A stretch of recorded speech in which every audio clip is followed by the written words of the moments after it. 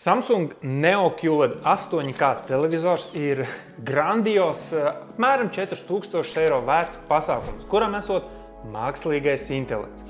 Es to palietoju dažas nedēļas un man ir viedoklis. Tās mākslīgā intelekta lietas televizorā tiek piedāvātas daudz, un dažas no tām bija pagrūtāk novērtēt, dažas savukārt bija itin jūtamas.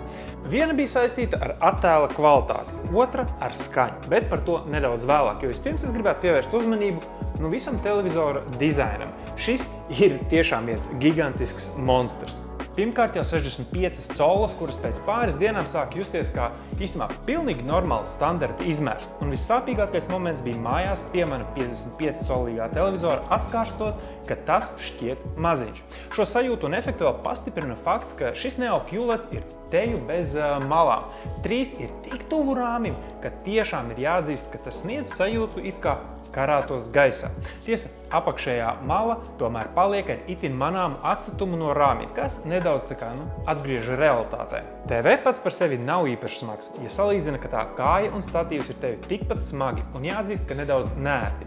Īpaši, kad vajadzēja salikt kopā un to cilāt. Priekš visa šī kopējā svara mani nepārliecināja tas, kā tas stāv uz galdiņa. Man šķiet, ka tas kustās daudz par daudz un uz robežas ar tādu, es teiktu, nedrošības sajūtu. Pat neliela pieskāriena liek tam jau šūpoties. Iespējams, ka tur ir jāpieskaita lietotāja kļūdu šo visu liekot kopā. Man gribētos domāt, ka es visu saliku pēc instrukcijas, kura, lai arī beigās šķita daudz maz saprotama, pirmajās 15 minūtēs bija īsts murgs. Var jau būt, ka arī liekot OneConnect kasti aizmugurē, kas ir reklamētā un ieteicama atrašanās vieta, šis tik riskanti nekustētos. Tomēr vieglāk savienot un operēt, man šķita novietojot šo kasti blakām TV vai noslēpjot, piemēram, kādā plauktā, kas savukārt samazina nepieciešamību kustināt pašu TV, ja vajag pievienot klāt kādu ierīci. Un runājot par ierīču pievienošanu, tad caur šo OneConnect kasti var pievienot diezgan daudz ierīces. Kastes porti ir 4 HDMI porti, kuri atbalsta līdz 8K 60 Hz sekundē, vai visi 4 atbalsta arī 4K līdz 240 Hz, kas nozīmē, ka, ja pievienos klāt būs, piemēram,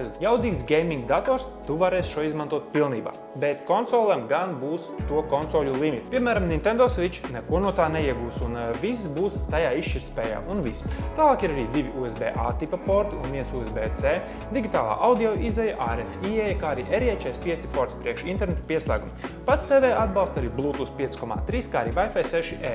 Un tad ir arī vēl e-ARC atbalsts priekš soundbāriem vai citu ārējo audio ierīču pievienošanu, lai skaņu laistu nekonvertēt patiešo caur televizoru uz šiem. Ja tev, piemēram, ir Samsung telefons, caur SmartThings lietotni var pārraidīt telefonu saturu uz televizoru bezvados un izmantot telefonu kā pulti ar programmējumām pogām telefona interfeisā, kas ir itin forši, bet domāju, ka caurmērā šis tiks ikdienā izmantots retāk, jo pults tomēr ir atsaucīgāk un pierastāks risinājums.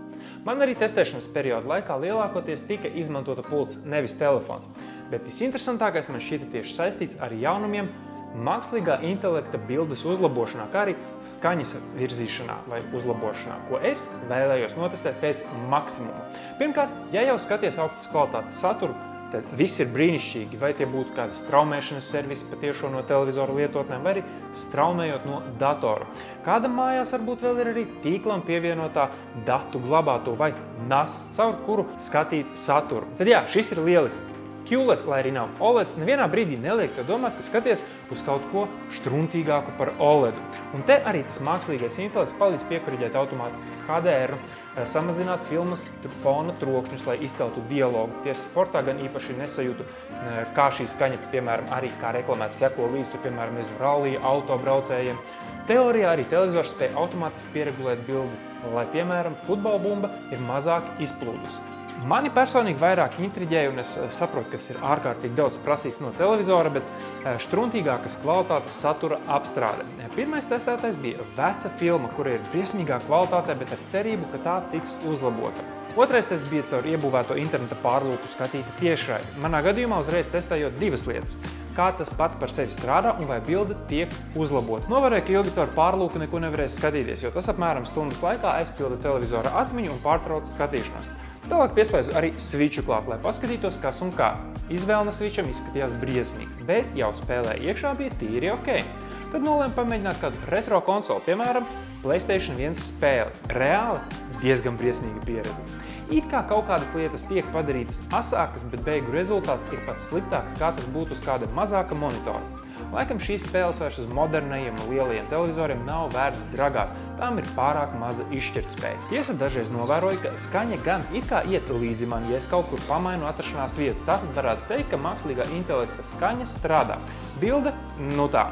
Punkts, kur es gaidīju visvairāk, kas ir sliktas kvalitātes satura uzlabošana, īsti nebija. Pārējās lietas it kā bija, bet ja jau tev ir lielisks kvalitātes saturs, tad tas, piemēram, HDR uzlabojums vai piekoriģēšana būs mazāk jūtama. Kā tas būtu, ja pēkšņi tur, nezinu, kaut 480p izšķirtspējas saturu tev vajadzētu skatīties, vai tu gribētu skatīties 1080p. Es jau nemaz neprasu uzreiz 4K. Kopējais secinājums, šī feature vēl ir jāattīsta. Pa lielam bildes uzlabošana arī dažādās izpausmēs strādāja tikai, ja pat tiešo caur TV lietotnēm skatījies saturu. Ierīcēm, kuras pievienojot caur HDMI vadu, tas nestrādāja. No citām novērotām lietām gribu vērst uzmanību, ka TV panelis pēc kāda laika vidēji, jau kaut kādām 30 minūtēm, kļūst diezgan manāmi silts, kas ir dēļ tā, ka pretēji OLEDiem, kur tiek izgaismot tikai tie pikseļi, kurus tajā brīdī vajag, šeit viss panelis tiek fonā izgaismots visu laiku. Tā ka ar to arī bišķiņ jārēķinās. Otrkārt jau minētais moments ar pārlūku, kurš mēdz pārstāt atskaņot un TV izmet paziņojumu, ka atmiņa ir pilna. Teorētiski, lai ko tas arī nozīmētu. Īstenībā tas ir saistīts ar to, ka lielākā daļa flash atskaņotāju pārlūkos izmanto flash 11, bet Samsung izmanto savā televizorā flash 10.1, kuru arī neplāno uzlabot vai atjaunināt. Un tad šī nesaderība ir iemesls, kāpēc tā atmiņa aizpildās un pārtrauc atskaņošanu. Diezgan kaitinoši, bet tā tad jāsavieno ar datoru, lai šo visdrīzākais apietu. Visādi citādi nekā tāda jauna un pārsteidzoša nav ne izvēlnē, ne televizora pultī. Kopumā jau televizoriem dizainiski un izvēlēs ir tikai tik daudz lietu, kuras var kardināli mainīt. Manuprāt, TV ir kopumā ļoti labs, bet mākslīgā intelekta lietas ir jāvērtē katram ar tādu šķipsniņu sāls, jo, ja vēlies vecāka, zemākas kvalitātes satura attēla uzlabošanu, šis vēl nav tajā līmenī, lai to jūtami justu, jo vēl niansētāk uzlabojot jau tā tev pieejamo un lietoto augstas kvalitātes saturu, tad šis noteikti piedos klāt to papildus solīti, lai sasniegtu labāku filmu baudījumu. Filmās noteikti varēja manīt fona trokšņu samazināšanu, kas man personīgi vienmēr nedaudz traucējis baudīt dialogu, cīnoties ar skaļiem sprādzieniem fonā un tādām lietām.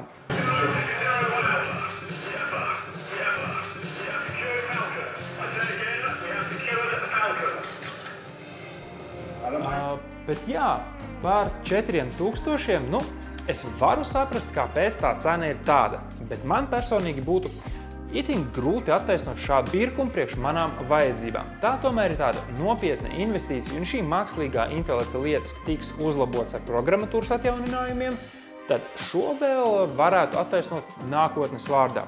Ja tomēr šie jaunumi būs cieti piesaistīti konkrētam modelim, tad es teiktu, ka vēl ir jāpagaida, lai redzētu, vai nākotnes produkti ievērojami uzlabos šīs lietas. Ar to es domāju, ka šajā apskatā arī viss. Paldies tev par skatīšanos, un mēs ar tevi kā Allaši tiksimies jau kādā no nākamajiem video. Atā!